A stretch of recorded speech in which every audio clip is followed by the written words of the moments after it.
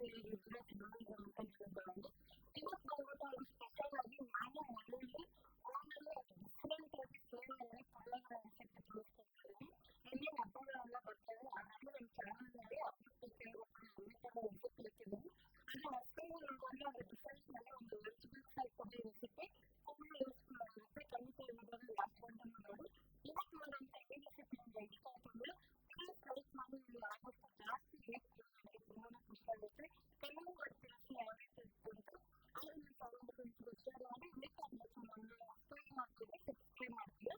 ಅಲ್ಲಿ ಯಾವ ರೆಸಿಪಿ ಯಾವ ರೀತಿ ಮಾಡೋದು ಮಾಡ್ಕೊಂಡು ನೋಡಿ. ಸ್ಟವ್ ಮೇಲೆ ಫ್ರೈ ಪ್ಯಾನ್ ಇಟ್ಕೊಂಡು 1 ಟೀ ಸ್ಪೂನ್ ಎಣ್ಣೆ ಹಾಕ್ಕೊತಾ ಇದ್ದೀನಿ. ಎಣ್ಣೆ ಬಿಸಿ ಆದಮೇಲೆ ಒಂದು ಅರ್ಧ ಟೇಬಲ್ ಸ್ಪೂನು ಮೆಣಸು ಕಾಳು ಹಾಕ್ಕೊತಾ ಇದ್ದೀನಿ.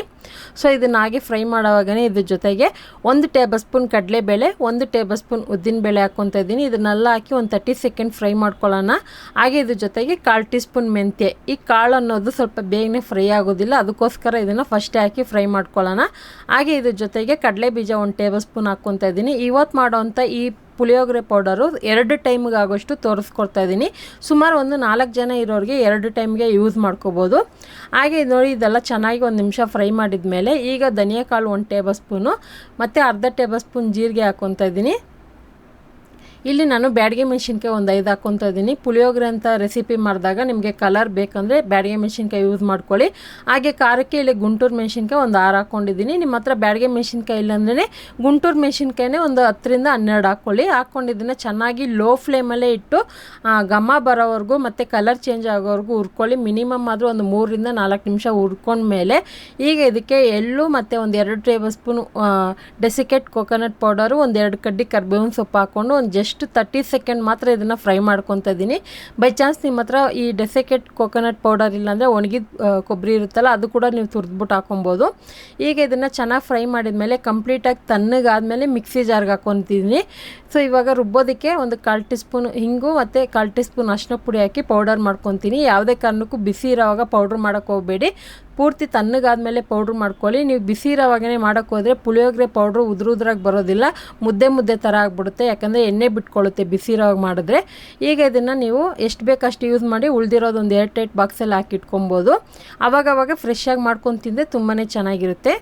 ಈಗ ನಾನು ಪುಳಿಯೋಗರೆ ಮಾಡೋದಕ್ಕೆ ಒಂದು ಕಡಾಯಿಗೆ ಒಂದು 4 ಟೇಬಲ್ ಸ್ಪೂನ್ ಆಗೋಷ್ಟು ಕಡಲೆಕಾಯಿ ಎಣ್ಣೆ ಯೂಸ್ ಮಾಡಿದ್ದೀನಿ. ಪುಳಿಯೋಗರೆ ಅಂತ ರೆಸಿಪಿ ಬಂದಾಗ ನೀವು ಕಡಲೆಕಾಯಿ ಎಣ್ಣೆ ಅಥವಾ ಎಳ್ಳೆಣ್ಣೆ ಯೂಸ್ ಮಾಡಿದ್ರೆ ತುಂಬಾ ಟೇಸ್ಟ್ ಕೊಡುತ್ತೆ. ಈ ಒಗ್ಗರಣೆಗೆ ಸಾಸಿವೆ ಹಾಕಿದ್ದೀನಿ, ಒಂದು 2 ಟೇಬಲ್ ಸ್ಪೂನ್ ಕಡಲೆ ಬೀಜ ಹಾಕ್ಕೊಂಡಿದ್ದೀನಿ. ಹಾಗೆ ಇಲ್ಲಿ ಉದ್ದಿನಬೇಳೆ, ಕಡಲೆಬೇಳೆ 1 ಟೀ ಸ್ಪೂನ್ ಆಗೋಷ್ಟು ಹಾಕ್ಕೊಂಡಿದ್ದೀನಿ. ಚೆನ್ನಾಗಿ ಮೀಡಿಯಮ್ ಟು ಲೋ ಫ್ಲೇಮಲ್ಲಿ ಇಟ್ಕೊಂಡು ಚೆನ್ನಾಗಿ ಗೋಲ್ಡನ್ ಕಲರ್ ಬರೋವರೆಗೂ, ಕ್ರಿಸ್ಪಿಯಾಗಿ ಬರೋವರೆಗೂ ಫ್ರೈ ಮಾಡ್ಕೊಳ್ಳಿ. ಸೊ ಈ ಥರ ಪುಳಿಯೋಗರೆ ರೆಸಿಪಿಗೆ ನಿಮ್ಮ ಹತ್ರ ಏನಾದರೂ ಕಡಲೆಕಾಯಿ ಎಣ್ಣೆ, ಎಳ್ಳೆಣ್ಣೆ ಇಲ್ಲಾಂದರೆ ನಾರ್ಮಲ್ ಎಣ್ಣೆನಲ್ಲಿ ಕೂಡ ಮಾಡ್ಕೊಬೋದು. ನಿಮಗೆ ಟೇಸ್ಟ್ ಬೇಕಂದರೆ ನೀವು ಯೂಸ್ ಮಾಡ್ಕೊಳ್ಳಿ. ಇಲ್ಲಿ ಒಂದು ಅರ್ಧ ನಿಂಬೆ ಗಾತ್ರದಷ್ಟು ಹುಣಸೆಹಣ್ಣು ನಾನು 1 ಕಪ್ ನೀರಲ್ಲಿ ನೆನೆಯಾಕಿ ಇಟ್ಕೊಂಡು ಅದನ್ನು ಚೆನ್ನಾಗಿ ಕಿವುಚಿ ರಸ ತೆಗೆದಿಟ್ಕೊಂಡಿದ್ದೀನಿ. ಈಗ ಒಗ್ಗರಣೆಗೆ ಒಂದು 4 ಒಣಗಿದ ಮೆಣಸಿನ್ಕಾಯಿ ಮತ್ತು ಕರಿಬೇವಿನ ಸೊಪ್ಪು ಹಾಕ್ಕೊತಾ ಇದ್ದೀನಿ. ಸೊ ಹುಣಸೆಹಣ್ಣು ಬಂದ್ಬಿಟ್ಟು ಸ್ವಲ್ಪ ಹಳೇದಿದ್ದರೆ ಚೆನ್ನಾಗಿರುತ್ತೆ, ಟೇಸ್ಟು ಕಲರು ಡಾರ್ಕ್ ಆಗಿರುತ್ತೆ. ಸೊ ನೀವೇನಾದರೂ ಹೊಸ ಹುಣಸೆಹಣ್ಣು ಅಂದರೆ ಸ್ವಲ್ಪ ಕಲರ್ ವೈಟ್ ಆಗಿರುತ್ತೆ, ಸೊ ಅದು ಕೂಡ ಯೂಸ್ ಮಾಡ್ಕೋಬೋದು. ಹಳೆ ಹುಣಸೆಹಣ್ಣು ಇದ್ದರೆ ನಿಮಗೆ ಟೇಸ್ಟ್ ತುಂಬಾ ಚೆನ್ನಾಗಿ ಕೊಡುತ್ತೆ. ಈಗ ಇದನ್ನು ಫಿಲ್ಟ್ರ್ ಮಾಡ್ಕೊತಾ ಇದ್ದೀನಿ, ಅಂದರೆ ಸೋದಿಸ್ಕೊತಾ ಇದ್ದೀನಿ. ಸೊ ಇವತ್ತು ಗೊಜ್ಜು ಬಂದ್ಬಿಟ್ಟು ನಾನು 1 ಟೈಮ್ಗೆ ಆಗೋಷ್ಟು ತೋರಿಸ್ಕೊಡ್ತಾ ಇದ್ದೀನಿ. ಮಿನಿಮಮ್ ಒಂದು 4 ಜನಕ್ಕೆ ಆಗೋಷ್ಟು ನಾನು ಇವತ್ತು ನಿಮಗೆ ತೋರಿಸ್ಕೊಡ್ತಾ ಇದ್ದೀನಿ. ಅಥವಾ ನೀವು ಜಾಸ್ತಿ ಗೊಜ್ಜನ್ನ ಮಾಡಿಟ್ಬಿಟ್ಟು ಫ್ರಿಜ್ಜಲ್ಲಿ ಕೂಡ ಸ್ಟೋರ್ ಮಾಡಿಕೊಂಡು ಯಾವಾಗ ಬೇಕು ಆವಾಗ ಕಲಿಸ್ಕೊಂಡು ತಿನ್ಬೋದು. ಆದರೆ ಕಡಲೆಬೇಳೆ, ಉದ್ದಿನಬೇಳೆ, ಕಡಲೆ ಬೀಜ ಎಲ್ಲ ಅದು ಮೆತ್ತಗಾಗುತ್ತೆ. ಅದಕ್ಕೋಸ್ಕರ ನಿಮ್ಗೆ ಯಾವಾಗ ಬೇಕು ಆವಾಗೆ ಗೊಜ್ಜು ಪ್ರಿಪೇರ್ ಮಾಡ್ಕೊಳ್ಳಿ. ಈ ಗೊಜ್ಜಿಗೆ ರುಚಿಗೆ ತಕ್ಕಷ್ಟು ಉಪ್ಪು ಹಾಕಿ ಇದ್ರ ಜೊತೆಗೆ 1 ಟೇಬಲ್ ಸ್ಪೂನ್ ಬೆಲ್ಲದ ಪೌಡರ್ ಹಾಕ್ಕೊತಾ ಇದ್ದೀನಿ. ನಿಮ್ಮ ಹತ್ರ ನಾರ್ಮಲ್ ಉಂಡೆ ಬೆಲ್ಲ, ಅಚ್ಚು ಬೆಲ್ಲ ಇದ್ದರೆ ಯಾವುದಾದ್ರೂ 1 ಟೇಬಲ್ ಸ್ಪೂನ್ ಹಾಕ್ಕೊಬೋದು. ಹಾಕ್ಕೊಂಡು ಇದನ್ನು ಚೆನ್ನಾಗಿ ಗೊಜ್ಜು ಎಣ್ಣೆ ಬಿಡೋವರೆಗೂ ಕುದಿಸ್ಕೋಬೇಕಾಗುತ್ತೆ. ಮೀಡಿಯಮ್ ಟು ಲೋ ಫ್ಲೇಮಲ್ಲೇ ಕುದಿಸ್ಕೊಳ್ಳಿ. ಹೈ ಫ್ಲೇಮಲ್ಲಿ ಇಟ್ಟರೆ ಹುಣಸೆಂದು ಹಸಿ ವಾಸನೆ ಆಗೇ ಇರುತ್ತೆ, ಆದರೆ ಬೇಗನೆ ಗೊಜ್ಜು ರೆಡಿಯಾಗಿರುತ್ತೆ. ಹಸಿ ವಾಸನೆ ಪೂರ್ತಿ ಕಂಪ್ಲೀಟಾಗಿ ಹೋಗ್ಬೇಕಂದ್ರೆ ಲೋ ಫ್ಲೇಮಲ್ಲೇ ಗೊಜ್ಜನ್ನ ತಯಾರು ಮಾಡ್ಕೊಳ್ಳಿ. ಈಗ ನಾನು ಲೋ ಫ್ಲೇಮಲ್ಲಿ ಇಟ್ಟು ಗೊಜ್ಜನ್ನ ಗಟ್ಟಿಯಾಗೋವರೆಗೂ ಕುದಿಸ್ಕೊಂಡು ಪೂರ್ತಿ ಎಣ್ಣೆ ಬಿಡೋವರೆಗೂ ಬಿಟ್ಟಿದ್ದೆ. ಇವಾಗ ಚೆನ್ನಾಗಿ ಎಣ್ಣೆ ಬಿಟ್ಟಿದ ಮೇಲೆ ನಾನು ಪಾತ್ರೆನಲ್ಲೇ ಯಾವಾಗೂ ಅನ್ನ ಮಾಡೋದು ನಿಮ್ಗೆ ಗೊತ್ತಿರುತ್ತೆ. ಸೊ ಕುಕ್ಕರಲ್ಲಿ ಏನಾದರೂ ನೀವು ಮಾಡಿದರೆ ಫಸ್ಟೇ ಒಂದು ಪಾತ್ರೆನಲ್ಲಿ ಹಾಕಿ ಪೂರ್ತಿ ತಣ್ಣಗಾದ ಮೇಲೆ ಈ ಥರ ರೆಸಿಪಿಗೆ ಯೂಸ್ ಮಾಡ್ಕೊಳ್ಳಿ.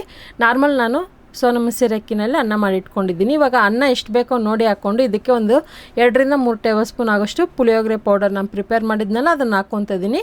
ಸೊ ನಿಮಗೆ ಏನಾದರೂ ರೈಸ್ ಮಸಾಲೆ ಜಾಸ್ತಿ ಬೇಕು ಅಂದರೆ ರೈಸ್ನ ಕಡಿಮೆನೇ ಹಾಕ್ಕೊಳ್ಳಿ, ಅಥವಾ ನಿಮಗೆ ಮಸಾಲೆ ಡಾರ್ಕ್ ಆಗಿದೆ ಮೈಲ್ಡ್ ಫ್ಲೇವರ್ ಬೇಕು ಅಂದರೆ ನೀವು ರೈಸ್ ಜಾಸ್ತಿ ಹಾಕ್ಕೊಳ್ಳಿ. ನಾನು ಇವಾಗ ಸ್ವಲ್ಪ ಫಸ್ಟ್ ಮಿಕ್ಸ್ ಮಾಡ್ಕೊತಾ ಇದ್ದೀನಿ. ನನಗೆ ಇದು ಡಾರ್ಕ್ ಅನಿಸ್ತು, ಅದಕ್ಕೋಸ್ಕರ ಎಕ್ಸ್ಟ್ರಾ ಮತ್ತೆ ರೈಸ್ ಹಾಕ್ಕೊತಾ ಇದ್ದೀನಿ. ಹಾಕ್ಕೊಂಡು ಚೆನ್ನಾಗಿ ಮಿಕ್ಸ್ ಮಾಡ್ಕೊತೀನಿ. ಸೊ ಎಲ್ಲ ಥರ ಹಬ್ಬಕ್ಕೆ ಬೇಕಾಗಿರೋಂಥ ರೆಸಿಪಿ ಇದೆ. ಫಸ್ಟ್ ಟೈಮು ಹೊಸದಾಗಿ ಸಬ್ಸ್ಕ್ರೈಬ್ ಮಾಡೋರಿಗೆ ಹೇಳ್ತಾ ಇದ್ದೀನಿ, ನೀವು ಒಂದ್ಸರಿ ಚೆಕ್ ಮಾಡಿ ಪ್ಲೇ ಲಿಸ್ಟಲ್ಲಿ ಹೋಗಿ, ಎಲ್ಲ ಥರ ರೆಸಿಪಿನೂ ಸಿಗುತ್ತೆ. ಮತ್ತು ಹೊಸದಾಗಿ ಡಿಫ್ರೆಂಟಾಗೂ ಮಾಡ್ತಾಯಿರ್ತೀನಿ. ಈಗ ನೋಡಿ ಇದನ್ನು ಚೆನ್ನಾಗಿ ಮಿಕ್ಸ್ ಮಾಡಿ ಒಂದು 2 ನಿಮಿಷ ಆದಮೇಲೆ ಸರ್ವ್ ಮಾಡ್ಕೊಳ್ಳಿ. ಟೇಸ್ಟ್ ತುಂಬಾ ಚೆನ್ನಾಗಿರುತ್ತೆ. ನೀವು ಯಾವತ್ತೂ ಟ್ರೈ ಮಾಡಿಲ್ಲ ಅಂದರೆ ಒಂದು ಸರಿ ಆದರೂ ಈ ರೆಸಿಪಿನ ಟ್ರೈ ಮಾಡಿ ನೋಡಿ. ಖಂಡಿತ ಟ್ರೈ ಮಾಡಿ ಯಾವ ರೀತಿ ಇತ್ತಂತ ಕಮೆಂಟ್ ಮೂಲಕ ತಿಳಿಸಿ. ಈ ರೆಸಿಪಿ ಇಷ್ಟ ಆಯ್ತು ಅಂದರೆ ಗೊತ್ತಲ್ಲ, ಪ್ಲೀಸ್ ಈ ರೆಸಿಪಿಗೆ ಒಂದು ಲೈಕ್ ಮಾಡಿ, ನಿಮ್ಮ ಫ್ಯಾಮಿಲಿ ಫ್ರೆಂಡ್ಸ್ಗೂ ಶೇರ್ ಮಾಡಿ. ಇದೇ ಥರ ಡಿಫ್ರೆಂಟ್ ರೆಸಿಪಿಗೋಸ್ಕರ ರೇಖಾ ಅಡುಗೆ ಚಾನಲ್ನ ಸಬ್ಸ್ಕ್ರೈಬ್ ಮಾಡ್ಕೊಳ್ಳಿ. ನಿಮಗೆ ಯಾವ ಥರ ರೆಸಿಪಿ ಬೇಕಂತನೂ ಕಮೆಂಟ್ ಮೂಲಕ ತಿಳಿಸಿ. ಮತ್ತು ಈ ವಿಡಿಯೋ ನೋಡಿದ್ದಕ್ಕಾಗಿ ಎಲ್ಲರಿಗೂ ಧನ್ಯವಾದಗಳು. ಮತ್ತೊಂದು ಹೊಸ ಡಿಫ್ರೆಂಟ್ ರೆಸಿಪಿಯೊಂದಿಗೆ ಹಬ್ಬಗಳ ಸ್ಪೆಷಲ್ ಒಂದಿಗೆ ಬರ್ತೀನಿ. ಖಂಡಿತ ಈ ವಿಡಿಯೋ ನೋಡಿದ್ದಕ್ಕಾಗಿ ಎಲ್ಲರಿಗೂ ಧನ್ಯವಾದಗಳು.